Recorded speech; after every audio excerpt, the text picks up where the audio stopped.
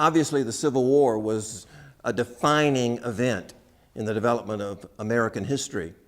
After the war, the three dominant regions of the country had very different dynamics affecting them.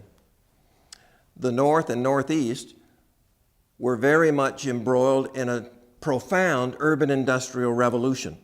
One of the most important effects of the Civil War was that with the departure of the Southern delegation in the United States Congress, the Republicans controlling that Congress during the Civil War were able to pass an array of new legislation that had long been thwarted by the Southern delegation in Congress. Now, with those Southerners gone, the Republicans were able to push through a significant amount of new legislation affecting national economic development, including a new tariff, including a new banking act and national currency, and including the development of the first transcontinental railroad. It was called the Pacific Railway Act of 1862.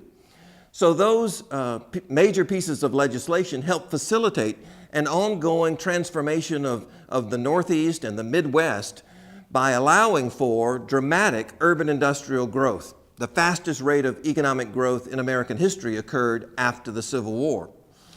In the West, it was a very different situation. The construction of the first transcontinental railroad in the 1860s enabled the West to be literally connected to the East Coast for the first time. And that greatly facilitated the continuing economic development of the far West as a major region in the United States. At the same time, in the South, the former Confederate states were struggling to rebuild their economy, to rebuild their society, and to rebuild their political structure. That took time, and the South continued to lag behind the North and Midwest in terms of its economic development during the late 19th century.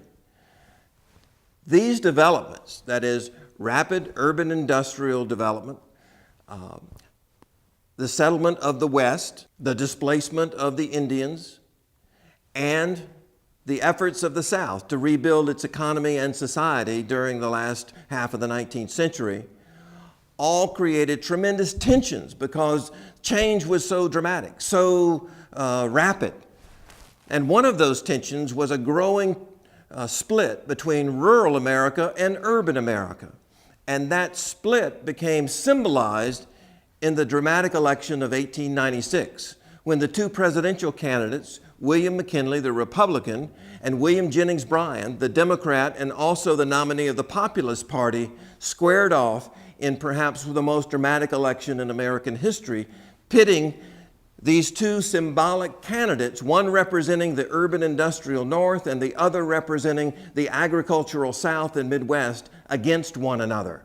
The fact that McKinley won also symbolized the fact that the urban industrial forces in American life were winning out over the agricultural traditions of American life.